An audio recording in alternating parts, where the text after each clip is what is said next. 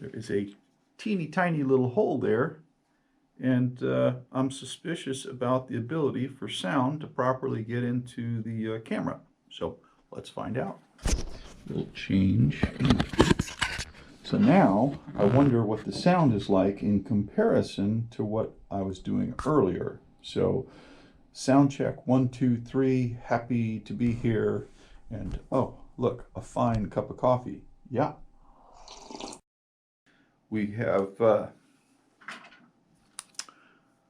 drilled out the housing here for the side mic, and for the top mic area, this needed to be drilled out to expose the mic hole on the camera.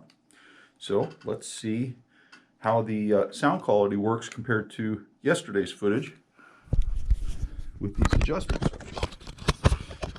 We used a simple Milwaukee lithium powered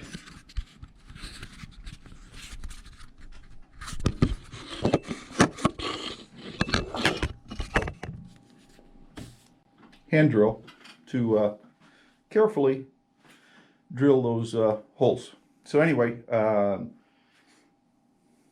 did that meaningfully improve the sound of the camera? Let's see. We'll download the film and compare it side by side.